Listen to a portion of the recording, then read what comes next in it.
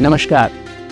विश्व धरोहर दिवस के इस अवसर पे आप सभी का फिर से एक बार स्वागत। रेल की यात्रा जो लगभग 173 साल पहले इसी छत्रपति शिवाजी महाराज टर्मिनस में शुरू हुई थी, जिसे उस समय पे बोरीबंदर कहा जाता था, वहाँ से 16 अप्रैल 1853 को पहली ट्रेन ठाना के लिए चली थी। और वो ट्रेन क्या चली थी, वो तो भारत की धड़कन की गति तेज हुई थी। इस ट्रेन ने इतिहास रचे। इस ट्रेन ने भारत को अमृतकाल की तरफ बढ़ते हुए देखा। इस ट्रेन ने भारत का विकास होते समय देखा, चाहे वो भारत का स्वातंत्र्य समर हो, चाहे कोविड के समय पे लोगों को अपने घर की तरफ वापसी की यात्रा हो। इन सब ने, इस ट्रेन ने सब लोगों को सहायता प्रदान की। ये वही ट्रेन है जिसके साथ में भारत की आर्थिक और सामाजिक व्यवस्था चलती आई है।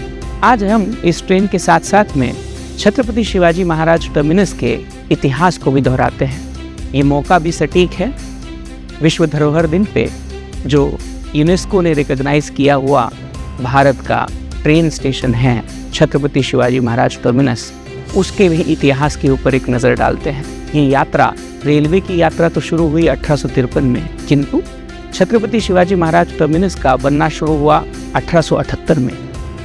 जब ये पूरा बन के तैयार हुआ तब 1888 में क्वीन विक्टोरिया का कोरोनेशन था और उसी के कारण इस बिल्डिंग को नाम दिया गया विक्टोरिया टर्मिनस, जो इस बिल्डिंग के साथ में लगभग 110 साल रहा। 1996 में इस बिल्डिंग को नाम दिया गया छत्रपति शिवाजी टर्मिनस। 2017 में इसे अपना उचित नाम छत्रपति शिवाजी महाराज टर्मिनस मिला, जिस नाम से आज ये जाना जाता है और पूरे विश्व भर में प्रसिद्ध है। यूनेस्को ने भी 2004 में ही इसके वैश्विक महत्व को मान्यता दी और इसे वर्ल्ड हेरिटेज साइट के रूप में नवाजा। इसकी अब तक की जो यात्रा थी, उस यात्रा को वैश्विक बनाने में इस वर्ल्ड हेरिटेज टैग का भी बहुत महत्वपूर्ण योगदान रहा। इसी के साथ में हम आगे बढ़ते हैं भाईखला में। जहाँ जहाँ ये ट्रेन गुजरी थी 1853 में, वहाँ की यात्रा हम आपको आज लेके चलते हैं।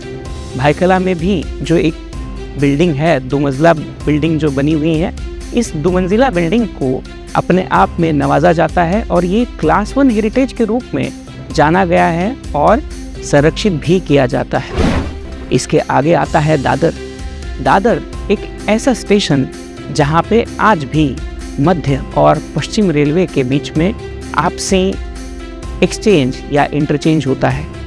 सबसे ज़्यादा यात्री जिसका इस्तेमाल करते हैं, ऐसे एक स्थानक के रूप में दादर की पहचान पूरे भारत में और पूरे भारतीय रेलवे में है। इसके आगे आता है कुर्ला।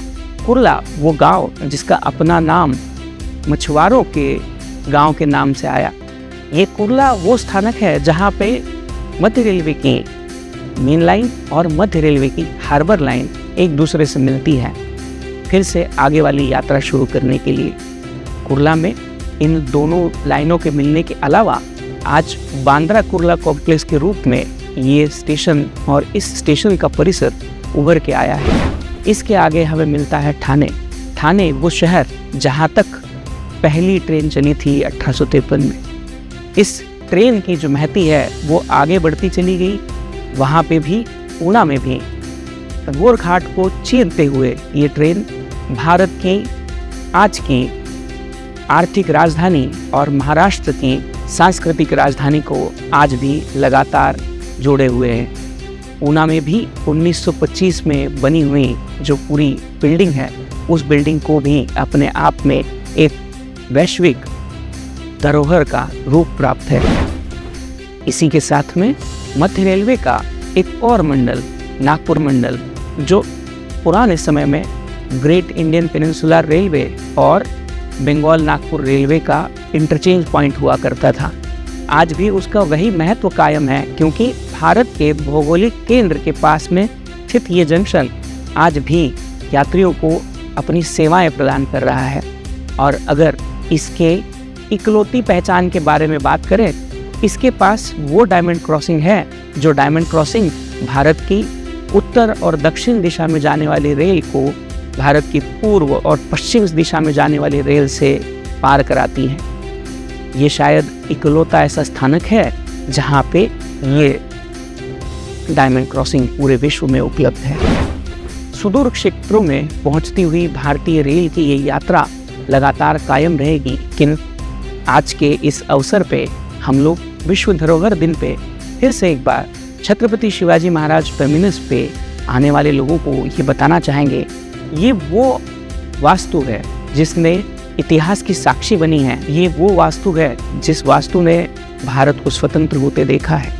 ये वो वास्तु है जिस वास्तु ने भारत को और भारतीय रेलवे को स्टीम लोकोमोटिव से, स्टीम इंजन से डीजल की तरफ बढ़ते हुए देखा है, डीजल से इलेक्ट्रिक की तरफ बढ़ते हुए देखा है, और आज वंदे भारत जैसी, अमृत भारत जैसी नई ट्रेनों के ट्रेन सेट को यहाँ से चलते हुए देखता है। ये वो वास्तु है जो 4 प्लेटफॉर्म से शुरू होकर आज 18 प्लेटफॉर्मों के माध्यम से यात्रियों की सेवा कर रही है। ये वो वास्तु है जिसे आज भी 12 लाख से ज़्यादा यात्री प्रतिदिन अपनी यात्रा के लिए इस्तेमाल करते हैं। प्रोबेबली इकलौता वर्ल्ड हेरिटेज साइट है जो अपने मूल कार्य के लिए, ये जब बिल्डिंग बनी थी तब ये building great Indian peninsular railway के मुख्यालय में कार्य करती थी। ये बिल्डिंग आज भी मध्य रेलवे, जो कि ग्रेट इंडियन पेनिनसुलर रेलवे का कंटिन्यूएशन है, उसके मुख्यालय का काम करती है।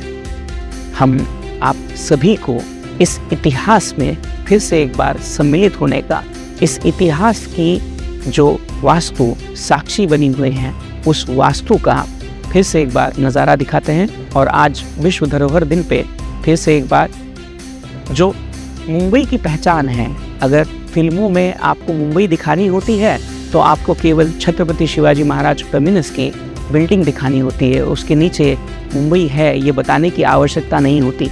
लोगों को ये अपने आप पता चलता है, जो पिक्चर के हीरो हीरोइन हैं वो अपनी किस्मत आजमाने के लिए, अपनी सारी चुनौतियों को पार करने के लिए इस माया नगरी में कदम रख रहे हैं। धन्यवाद। इस वैश्विक धरोहर दिन पे हम आप और सभी रेल प्रेमियों को और इतिहास प्रेमियों को फिर से एक बार नमस्कार करते हैं।